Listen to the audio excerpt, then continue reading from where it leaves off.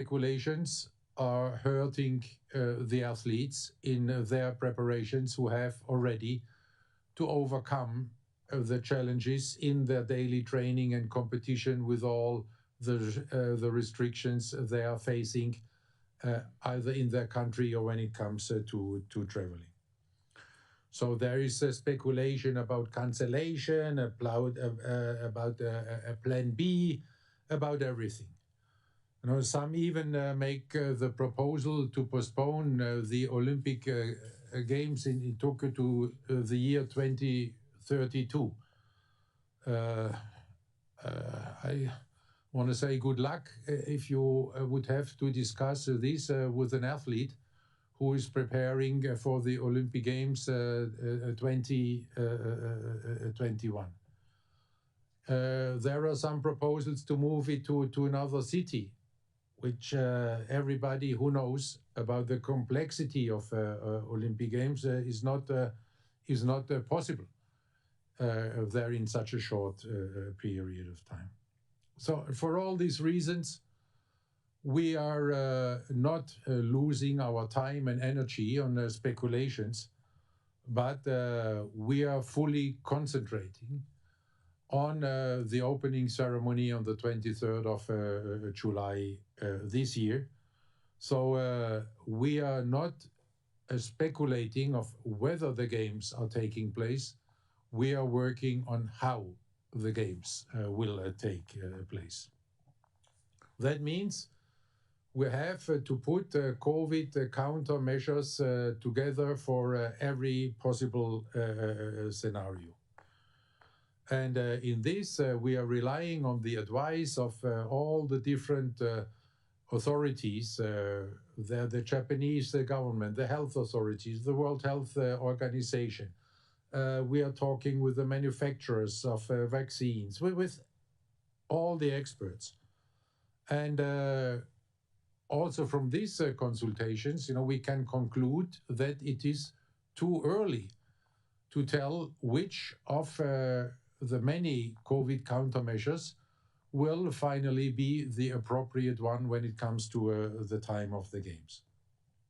There, we just have to ask for patience and understanding. And we're asking for these patients, you know, from the athletes, from the National Olympic Committees, the IFs, the Japanese people, the organizing committee, everybody. We have to be patient and diligent at the same way. So soon we will be able now to release the first version of the so-called playbooks for the games, which will explain the measures for the different stakeholder groups to protect themselves and to protect others. These playbooks will be first, and the first version will be presented to the National Olympic Committees and to the chef de missions in the beginning of February. So there, they all, the NOCs, the athletes, everybody can trust that we are providing the facts and our planned countermeasures as the situation develops and according to the situation what is needed. There, the priority is always the same: safe and secure games there by everybody. And in this, we are gaining, you know, even more confidence from the effectiveness of the countermeasures which are being applied right now at sports events across the world. We have seen this during the winter season. You know, more than 7,000 events have been organized by the international federations, with 175,000 COVID tests, and only 0.18 were positive. The competitions could be run, could be organized, and none of the competitions, you know, developed into a hotspot or anything like this. We see also many summer sports already back with competitions and with the same results, with the same care for safety of everybody involved. And this is why we are so confident. We also discussed Beijing 2022. There is the 1 year to go on the 4th of February. There we can say even 1 year before, all the venues are ready. The technical preparations are excellent, and China, as you know, is taking very strict measures and restrictions right now. Also with regard to the participation in the test events. And we welcome and support this attitude, because we see everywhere in the world that strict countermeasures and that different forms of lockdowns lead to results, and they're successful measures to bring the infections and the number of infections down now at this time. So we can even be more confident and optimistic than for springtime, and not to speak even for summertime when it's about the games. In this context of taking strict measures and the strictest possible measures right now, we have also decided today that we will hold the IOC session, which is planned from the 10th to 12th of March, as a virtual session. And that at the same time we have decided that the Executive Board will propose to this virtual session in March to hold the IOC session 2025 in Athens, Greece, where the session in March was planned. And there I would like to thank very much our Greek partners and friends, in particular the Hellenic Olympic Committee, for their understanding and for the great work they have already been doing for the preparation of this session. We had also to address the very sad stories with regard to two international federations again. This concerns AIBA. There we are still very much concerned about the lack of progress in AIBA with regard to the requested reforms of management, of governance, and also of refereeing and other issues. And we will inform AIBA about these concerns immediately. With regard to the International Weightlifting Federations,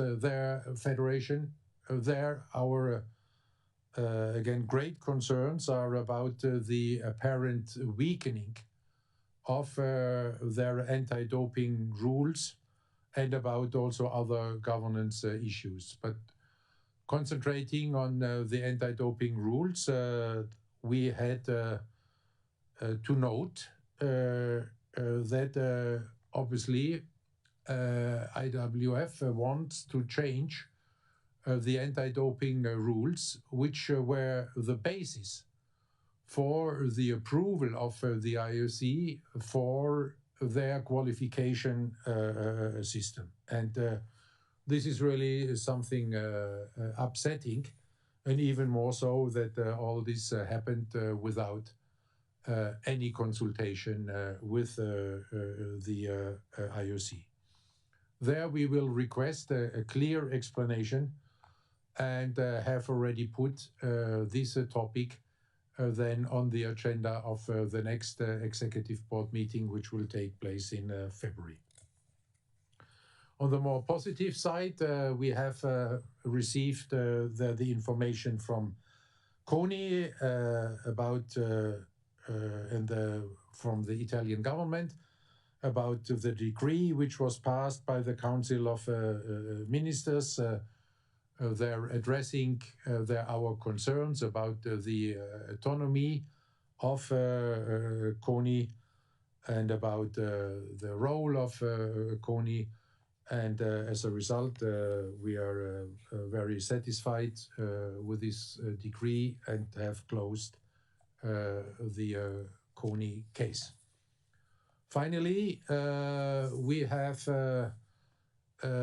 addressed again our sustainability policies, and as you know, the IOC is already a carbon neutral organization. Now, today, we have decided to make another major step forward by aligning the IOC with the Paris Agreement on climate change, and by setting a target to reduce our direct and indirect greenhouse gas emissions by 45% by 2030. As an ambitious, more immediate target, we have established 30% to be achieved by 2024.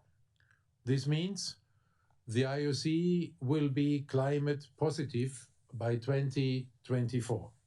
In other words, the IOC will be removing more carbon from the atmosphere than it emits. In addition to reducing our emissions, we will offset more than 100% of our remaining carbon emissions. This will mainly be done through the Olympic Forest Project, which is a part of the UN-backed Great Green Wall initiative to combat desertification in Africa's Sahel region. That as a summary of our meeting here today, and of course now I'm happy to take any questions you may have. Thank you very much, President. If I could just remind everyone, we have a number of people wanting questions already, but you have to click on the hand on the right and then send a request through. So let's go first to Carlos Groman from Reuters. Over to you, Carlos, for your first question. Good afternoon, Mark. Good afternoon, Mr. President. Can you hear me? Yes, hear and see you. Hello? Yeah, good. A question on the vaccines. You said these are part of your toolbox for the Olympics. We know that you've contacted the NOCs and asked them to get in touch with the governments to see what the situation is. We've seen now that some countries will start in April with the vaccinations. Some have already started, like Israel. Do you think there should be a unified process in this, or are you afraid of any social backlash if societies see athletes taking vaccines ahead of vulnerable groups within society? Thank you. To answer your last point directly, Carlos, we always have made it clear that we are not in favor of athletes jumping the queue. This we said already I think in November last year.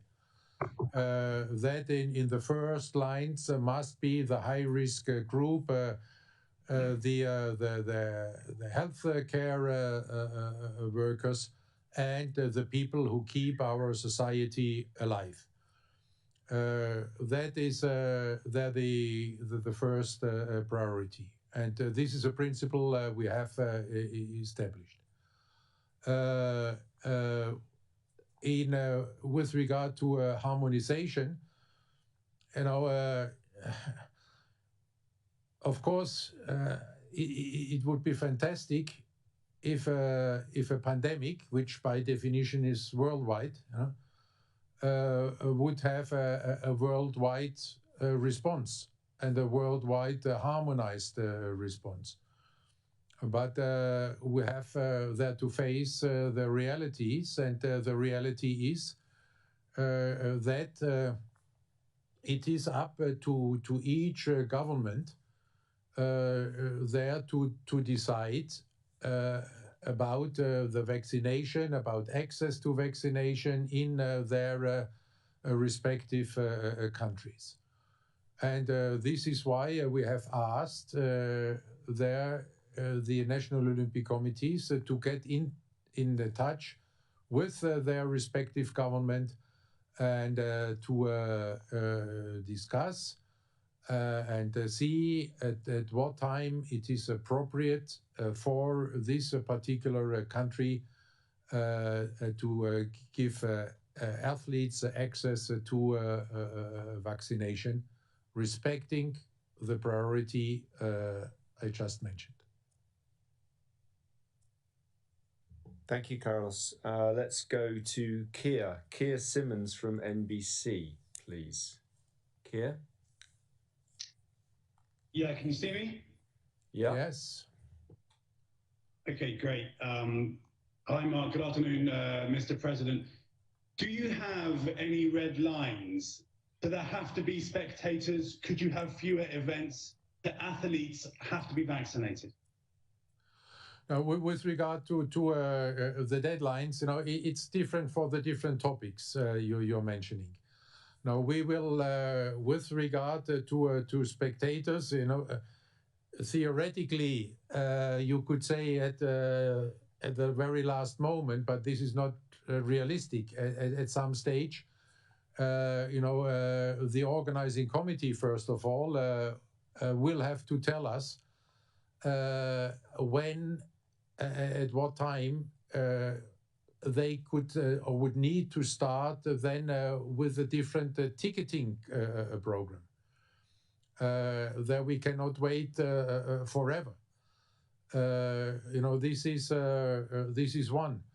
With regard to events, there we are working, on the basis of having all athletes there in Tokyo for all events. And this is why we are concentrating so much. What we are saying is we have to concentrate on the essentials. And the essentials are the field of play and a fair and safe competition. Everything else has to have a second priority. But, we want not to destroy any Olympic dream of any athlete. This is why I'm saying, we are fighting this fight against the virus for and like Olympic athletes. And the same applies to the other measures. This is why this playbooks is work in progress. You will see, I think, a good framework already the beginning of February, but this will always needs to be a work in progress. And there again, please accept and understand that we need some patience. Thank you, Keir. Let's now go to Graham Dunbar from AP, Associated Press. Graham?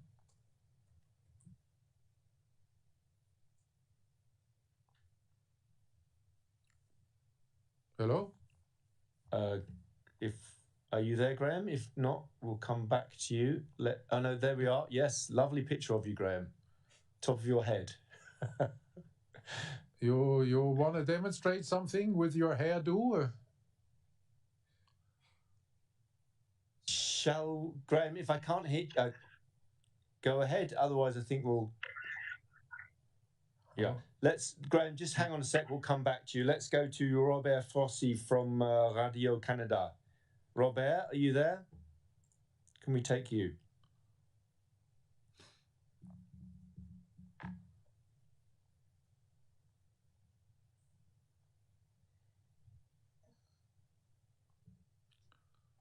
Okay. If we wanted Robert Frossi. If you're not there, then I guess we will move on swiftly to, let's try to go to GG Press. Ryoto Hasebe from GG Press. So you, yes, yeah, thank you. Good to see you, Ryoto. Your question. Yeah. Thank you very much. My question is about Tokyo Olympic Games. And everyone understands that the IOC and the Tokyo Organizing Committee are keep preparing for the Olympic Games in the middle of a pandemic. But I also believe that the IOC or Tokyo needs to show a clear criteria for the possible cancellation as well to regain people's support in Japan and to be fair to the sports world. And under what circumstances should the IOC consider canceling their games? What are the criteria? Thank you. Our task is to organize Olympic Games and not to cancel Olympic Games. And our task is to make the Olympic dreams of the athletes are coming true. And this is why we are working day and night to organize safe Olympic Games in Tokyo 2020. And this is why we will not add fuel to all these kind of speculations. Thank you very much. Let's go, stay with Japanese media. Hiroki Toda from Asahi Shimbun. Are you there, Hiroki? Yes. Hello. Good to see you. Yes, thank you, Mark. Thank you, President. Yes, I have a question about the athletes quota. I think you said there was 57% of athletes qualified for Tokyo last year. How has the percentage increased, and what kind of discussions are you having with the international federations going forward, since many of them are rescheduled or postponed again? Thank you. No, thank you for this question. I can only say yes, they have increased, but if you allow, I would refer that to our expert, Kit McConnell, our sports director, who can give you all the details there. Kit? Thank you very much, President. Thank you, Hiroki, for the question, and it's great to have the focus on the athletes and their journey towards Tokyo. Yes, the number has increased. I think, as you mentioned there, Hiroki, when effectively the postponement of the Games was confirmed last year and a lot of the international competition was effectively suspended, at that stage we had 57% of all of the athlete quota places confirmed, either to the National Olympic Committee or to the athlete, depending on the system. We're now at 61%, 6-1, Hiroki. So there has been an advance, and obviously this is increasing as we see a number of the qualification events continue. To put some more detail around that, for example, even in the last week, we've had the water polo women's competition taking place in Trieste in Italy to confirm the two teams there. We've had continuation in other sports. I should say out of the remaining 40%, there's about 15%, 1-5, which is based on ranking sports. So you don't see an increase in percentage every weekend because the golfers, the tennis players, the judoka and judo, all of these are competing, but they're competing in a ranking sport. So while they are competing on the field of play, it doesn't necessarily mean qualification has been attributed. So 15% added to the 60% would give you 75. And then the remaining 25%, one quarter of the whole total, is for the remaining Olympic qualification events. And there, as I say, this is really pleasing to see these qualification events continuing where they are safe and where there is fair and equal access for all of the athletes to those events. Maybe the final point to make on this is it's really a case of constant dialogue with the international federations, with the National Olympic Committees, and with the athletes themselves to understand the challenges generally and how we can help address those, with the challenges in some specific cases for around events, and making the decisions early enough so everyone is aware that if a change has to be made to a qualification process, that change still gives the opportunity for the qualification to be completed on the field of play wherever possible ahead of Tokyo. And coming back to what the President said, some of this is pushing back some of those qualification events so there is more confidence, more certainty in them taking place closer to the Olympic Games and allowing that fair and equal access for all of the athletes to take part in them and have that qualification on the field of play. Thank you. Thank you very much, Hiroki. Thank you, Kit. Let's go now to Australia, to Tracy. Tracy Holmes. There you are. Question, please. Hi, thank you very much, Mark. Thank you, President Bach. Double-fold, Japanese people don't want the Games to take place this year. So what kind of pressure is being applied? Because surely the government of Japan is responsible to the people of Japan.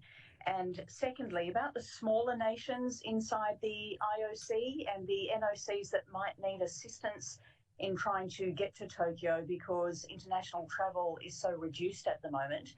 Is the IOC helping those smaller NOCs and those smaller nations? Yes. To your second question, yes, of course, we are assisting and helping our NOCs in every respect. This is not only limited to the games as such. This applies already now to the qualifications to other competitions, and this is an ongoing effort. So, we are a solidarity model in the Olympic movement, and we are living this solidarity where everybody helps everybody. It's not only the IOC helping individual NOCs, is also NOCs helping each other. Where richer or bigger NOCs are helping smaller or poorer NOCs, and the IOC is coming on top. This is really a great solidarity effort, and this we could see in this consultation there last week again. How they all are united and want these Olympic Games to happen, and all to be there, of course. And with regard to the opinion polls, I think there are coming one every day in Japan. I can only repeat, what I said from the very beginning. From a human point of view, I can understand everybody who has concerns about Olympic Games when he or she is living in a lockdown, does not know whether you can go to a restaurant or to see your friends or your family. That in these circumstances, it is extremely difficult to imagine Olympic Games. So there, personally, I have all understanding, but the responsibility, of a government and of the IOC is to look beyond this situation. And there again, we have many good reasons to say it's not about the whether the games are taking place; it's about the how. I gave some of the sports events which are going on. We have at the moment the Handball World Championships with 32 teams from all over the world with a bubble of 3,000 people. In an environment which was not created as a bubble. While we are, preparing for creating such bubbles already for a year now. And have much better conditions, with the village and how to organize this, where you have much better control and all this. So, and then we have all this advice from the experts. We have their vaccination, which all these international federations do not benefit from until now. We have the new rapid testing methods, of which they are starting to make a very good use. So we have all this experience that sport is alive already now under these difficult circumstances. So this is why both the Japanese government and the IOC, based on these facts, based on these experiences, and based on this advice, this is why we are so committed. This is not just something we are taking out of the blue or some wishful thinking. This is based on solid ground. Thank you, Tracy. Thank you, President. Let's go to Germany. Holger Kuhner, if you're there from ARD, you want to ask your question? Yes, hope you can see and hear me. Wait a second. Here we are. Good to see you all. Mr. Bach, two questions. You were mentioning that the playbook is work in progress. Could you just explain what that playbook means? And we are talking about 10,500 athletes. What do you think? How many people have to be vaccinated, referring to delegations and their entourage? Thank you. Yeah. Now the playbook again. This will be the first version of this playbook, and but I think I haven't seen it yet. I must tell you, but you know, I trust our task force and all the experts who are working on this. What we can expect there altogether is an overview over the many measures we can imagine to be applied then in July and August in Tokyo. This is starting with immigration, with the rules for potential quarantines, transportation in Tokyo, living in the Olympic Village, social distancing, you name it. You know, it's really a huge undertaking, and this is, as I said, you know, we have to learn every day. These playbooks are under daily review. Whenever there is new information, this will be taken and is taken into consideration. But, and I'm sure that you will see real and will get a really factual overview over all the different measures which we can benefit from, and which then you know, should make people confident and even more confident about the safe organization of the games.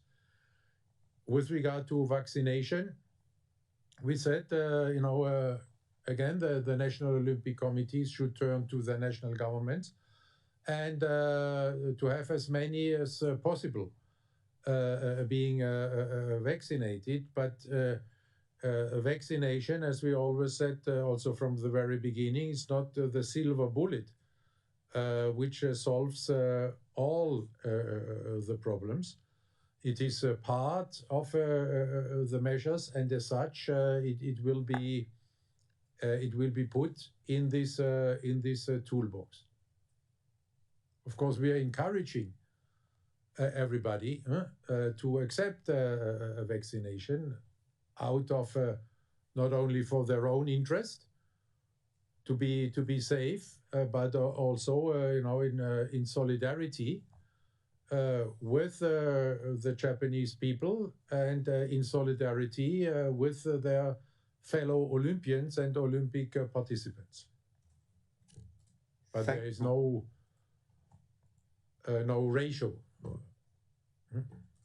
Thank you, President. Thank you, Holger. Let's now take a couple of questions from French colleagues. So let's go to Ben Barnier from France Télévisions.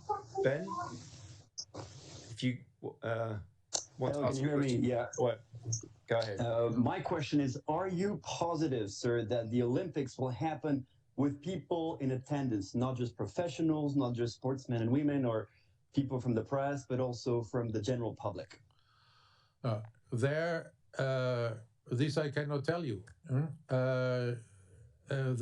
Because our priority is to ensure safe Olympic Games, and we will do whatever is needed to organize safe Olympic Games.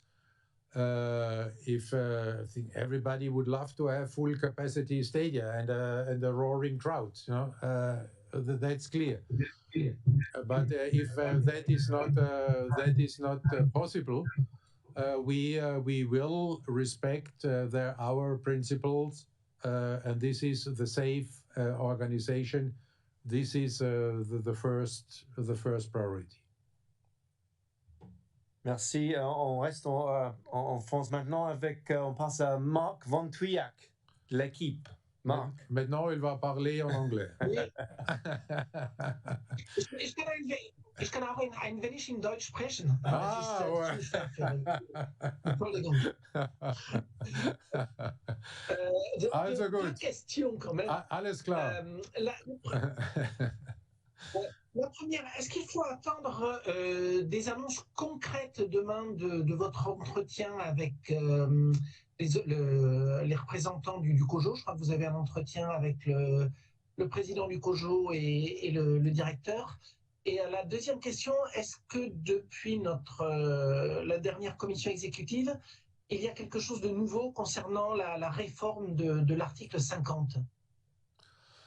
We will have tomorrow one of our regular meetings on the leadership level with the organizing committee, where we are exchanging the latest information, but there were usually no decisions are being taken. There we are taking stock, on progress on both sides, and having there an open discussion about this. With regard to Rule 50, we have been informed there today in the Executive Board by the chairwoman of the Athletes Commission, Kirsty Coventry, about the progress in their study with the athletes worldwide. They did this in 2 steps. There was a qualitative part, and then the quantitative part. And this quantitative part, is being constructed there based on the advice of independent experts who know about how to organize these kind of inquiries and consultations. And there was a great, as we have heard, a great international participation from around I think more than 3,000, if not 3,500 athletes from all across the globe, across all the Olympic sports. And now these answers will be evaluated by and with these independent experts. They will then present the results of this evaluation to the IOC Athletes Commission. And then based on these findings, the Athletes Commission will come with recommendations and proposals to the IOC Executive Board, most likely in April, with regard to this Rule 50 discussion. Thank you very much. Let's go to Liam Morgan from Inside the Games. Liam, your question, please. Hi, good afternoon. Thank you for taking the time, as always. Mr. President, regarding this playbook that you've discussed and there's been some details about in recent days, why weren't some of these details relayed to athletes prior to when they're going to come out next week? I understand it's a developing situation, but can't the IOC have given some of the details of this playbook to athletes to sort of reassure them that the games will go ahead and sort of end this speculation that you spoke about to start with? Thank you. No, this, as I'm not the expert on this, Liam, but what I can tell you about our discussions that we had, this needs a diligent work, and nobody is served if we are putting out something where we are not sure, and where we do not have the necessary scientific foundations for this. This is why we have to ask, therefore, for the patients, for the immediate, let's say, life of the athletes. You will see that already last year, following consultation with the IOC, the World Health Organization, has at the time issued these guidelines for the organization of big events, which also applies, of course, to sport events, and from which the athletes and the international federations and all the major sports organizers greatly benefited. So there, I'm really with our experts to say, we are coming up with something when we really have done our scientific work, and when we have a very solid foundation. Thank you, Liam. Thank you, President. Let's now have another go at Graham Dunbar and hope that we can see more than just the top of your head, Graham. Graham, your question, please. Hey, there we are. Yeah, now we can see you, but not hear you.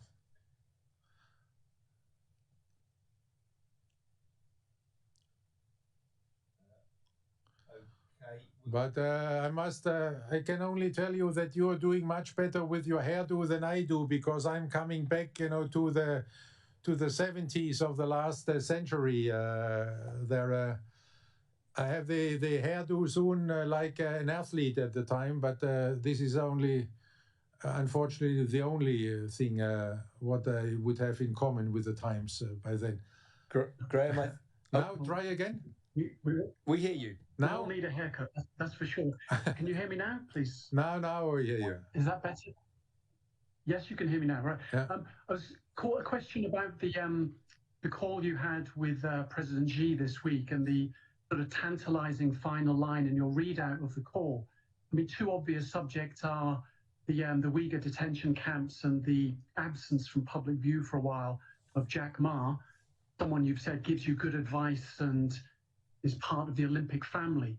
What are your current concerns about those two subjects, and what exactly did you discuss on Monday with the President? You can understand that for obvious reasons. I cannot reveal the details of conversations with any head of state, whether it's the head of state of China or of any other country. There I can only kindly ask you to refer to the statement which has been made by the foreign ministry in China and by the IOC. Sorry. Okay, thank you very much. Let's go on now to Italy. Let's go to Marco Bonariggio from Corriere della Sera. Marco. Yes, good evening, Mr. Bach. Can you hear me? Yes.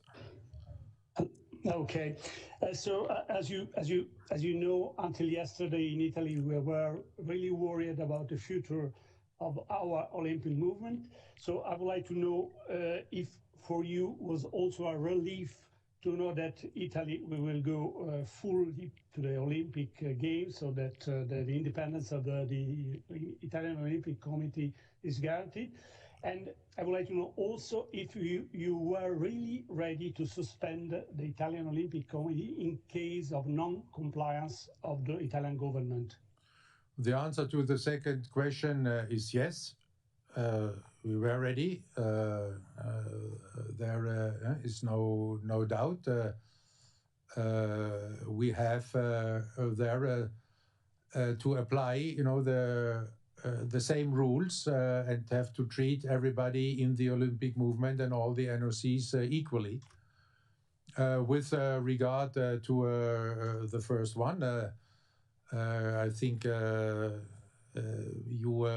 know my appreciation for Italian sport and my also again my admiration from for how the Italian athletes have reacted during this pandemic, how they have encouraged their population and how bravely they have been fighting there against the virus. This applies to many other athletes around the globe as well, but you asked me about Italy. And therefore, of course, I was not only relieved, I am happy for the Italian athletes. Thank you. Thank you very much. Marco, thank you, President. Let's go to Kyodo News, Geneva office, Masashi Inoue. Masashi, over to you. Question. Good evening. Yes, thank you for taking my question, Mark. It was nice talking to you, President, the other day. Yeah. My question is about vaccination. Yesterday, the IOC made a clear announcement that IOC will encourage athletes from all over the world to get vaccinated before they come to Japan. Does this also apply to Japanese athletes? Do you wish or expect Japanese government or Japanese Olympic Committee to assist that Japanese athletes also will be able to get vaccinated if available? We have sent this letter to all the 206 national Olympic committees in the world.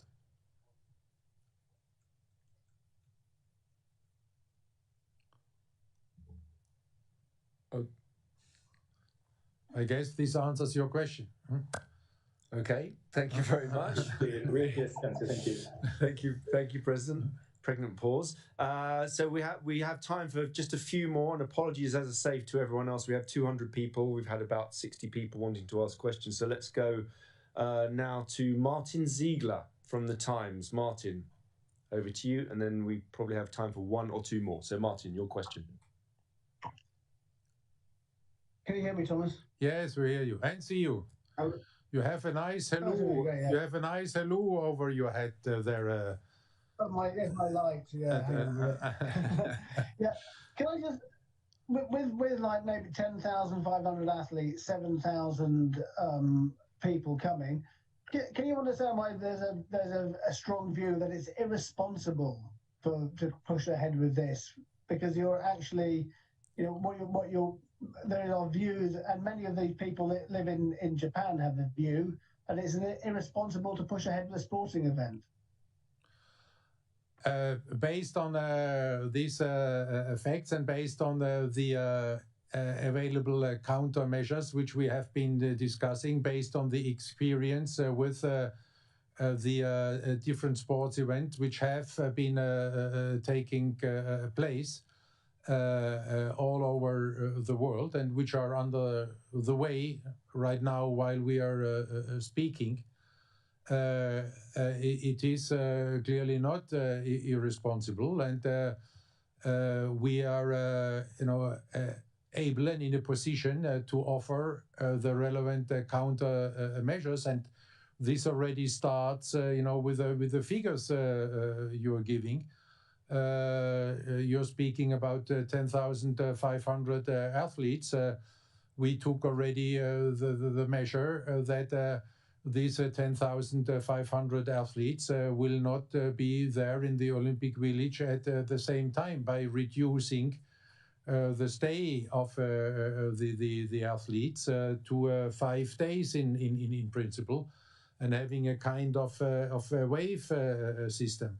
The same then will of course apply to their coaches and officials and and others. So this is, one of the measures we have been undertaking. And again, take handball now. In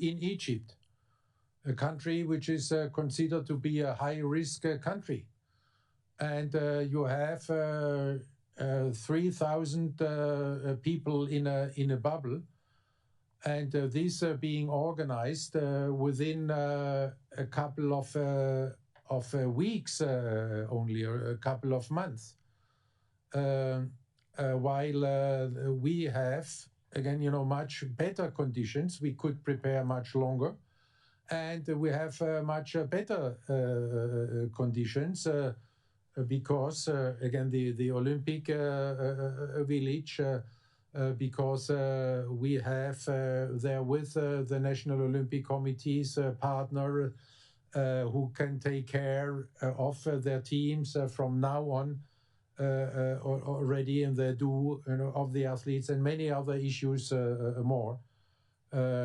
So if we would think it would be irresponsible, and if we would think the games could not be safe, we would not go for it.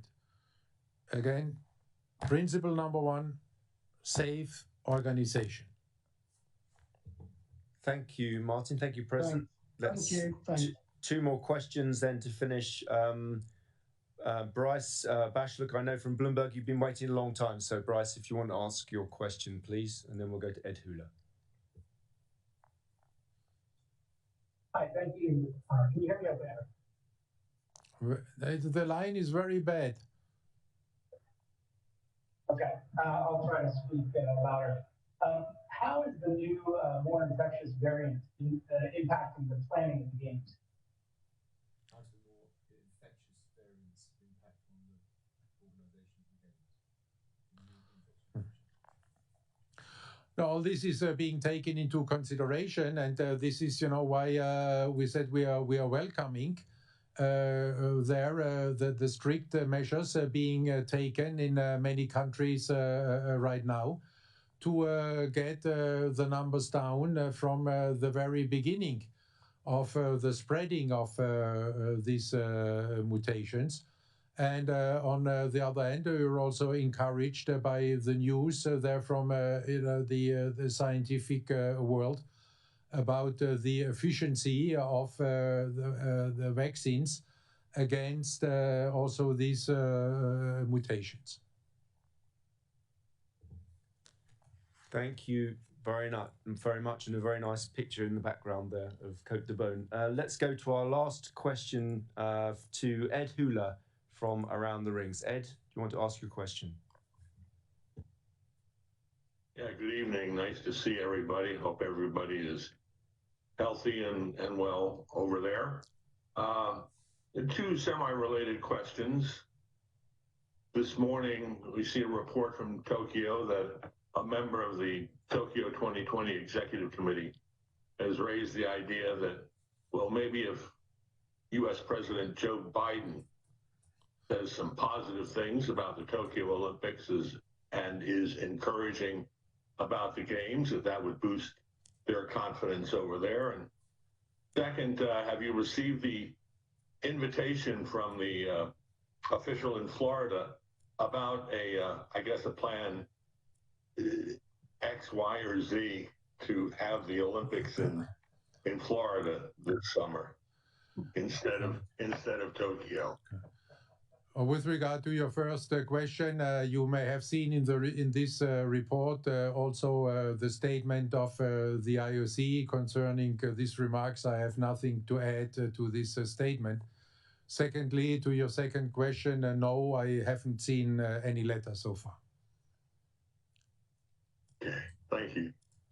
Thank you very much, Ed. And with that, I think we call it a day. And that's an hour. And apologies to everyone who couldn't get their questions. But thank you very much. And thank you very much, Kit and President. Thank you. Thank you very much. Have a good day. Have a good evening, in whatever time zone you're living. And hope to see you soon again. All the best. Stay healthy and safe.